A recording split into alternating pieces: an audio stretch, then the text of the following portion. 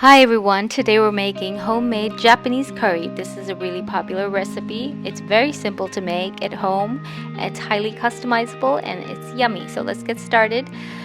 Before we begin, we're going to start cooking the rice so that it's ready by the time our Japanese curry is done. To make homemade Japanese curry cubes from scratch, check out the previous video, or you can use store-bought Japanese curry cubes. These are a few popular brands.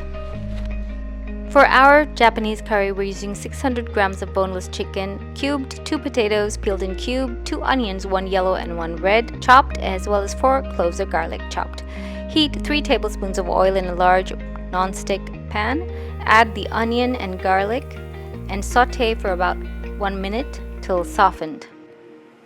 When the onion is nice and softened, add the chicken cubes and then stir fry on a high heat till it starts to change color.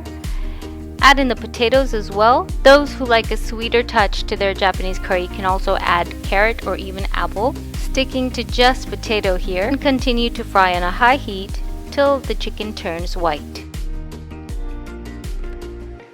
Add about 1.5 cups of water and bring to boil on high heat. Reduce the heat to medium and simmer for about 8 minutes till the chicken is tender and the potatoes are cooked as well.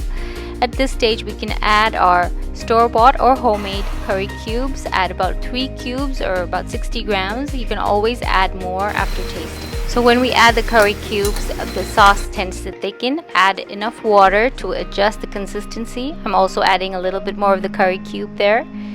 Keep adjusting the consistency and simmer for a while. After tasting, we can add a little bit more spice to suit our taste.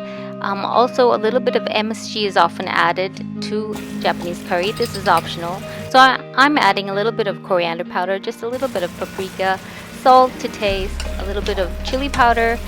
If you like it spicier, you can add more hot chili powder. So adjust all of these to suit your taste and just to adjust the color of that curry to your preference. And your super quick and easy, yummy Japanese curry is ready. Serve this hot. The curry does tend to thicken if it sits out for a while. In this case, you can just add more water and reheat it to adjust the consistency and it's good to go. I hope you enjoyed this recipe video on how to make Japanese curry with rice. Thank you so much for watching. See you next time. Bye.